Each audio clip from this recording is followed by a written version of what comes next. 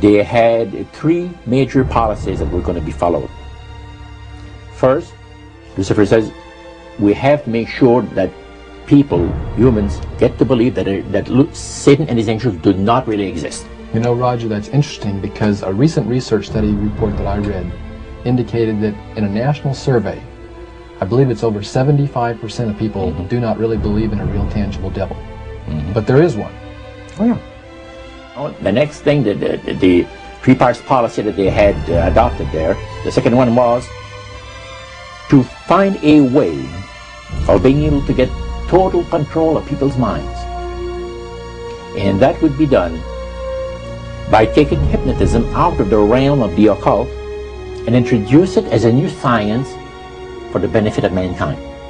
They felt that by taking hypnotism out of the realm of the occult and introducing it as a new science for the benefit of mankind, they could then use people of great renown, educators, people of capacity, that would do great things, such as supposedly regress people in time to former lives that they had.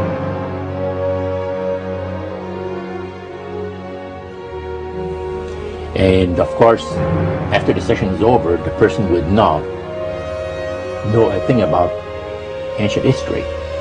And the person she or he has talked about performing, certain deeds, we'll say, 3,000 or 4,000 years ago.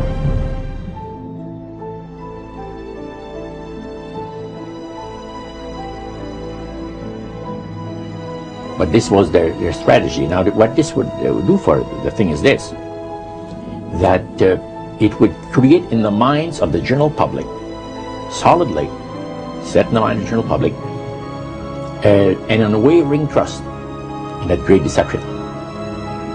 So now this would be a way of de-Christianizing the Western world through the avenue of mysticism. The three things were, number one, that they did not want Satan did not want the human family to think that he or his angels existed. Right. The second point that you made had to do with taking control of people's minds. That's right. The third point was what? Was to destroy the Bible without burning it. Okay. See? And what was his strategy on that? On that, it was very interesting. Because after the Great General Council, it was decided that Satan would tutor Charles Darwin personally in setting up the principles of his theories of evolution. He was tutored by Lucifer himself, the fallen Lucifer. And at that time, it was understood, Satan and his spirit counselors understood, that if a person was led to believe in the theory of evolution, it would, in his life, destroy completely the creation week of the Bible, the fall of man, and the plan of redemption. It would do away with it. Anyone that teaches a theory of evolution is considered to be a minister of a great religious system. And he said that every teacher of that theory is recognized by the spirits as a person of great value and receives a very special unction from Satan himself, giving great power to induce spiritual blindness, to convince and convert. Three capacities.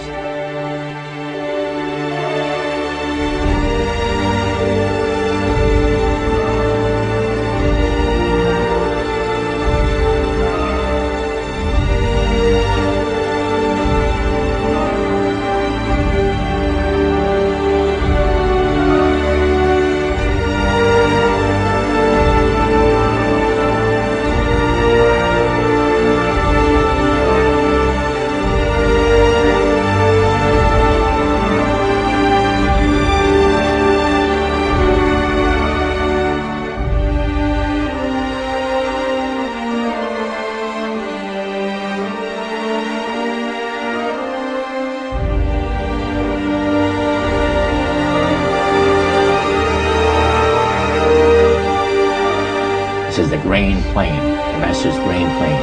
for harvesting the nations, for harvesting the multitudes of the earth into his cause, just before the close of the great controversy between the forces of good and evil. It's going to be done in a unique manner. This rain plans is going to take people are going to eat the stuff, because it says spirits, demon spirits, will declare themselves to be inhabitants of far distant planets in the galaxies that are coming to warn the inhabitants of planet Earth of the impending destruction of the planet, unless something seriously proper is done to avoid it.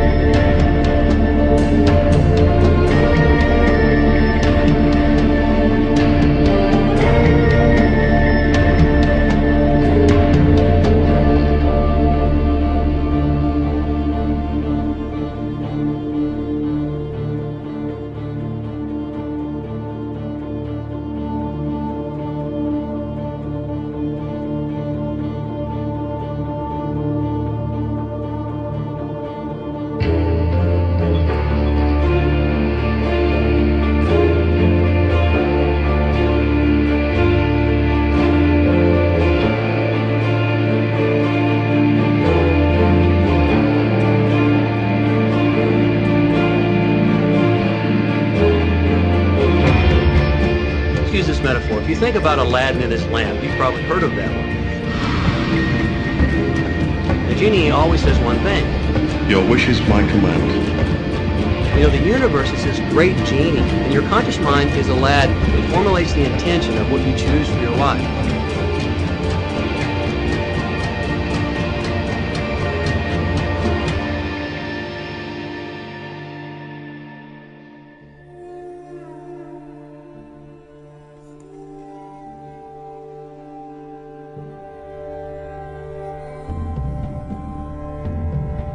At the very heart and core of all these secret societies lurks the Kabbalah.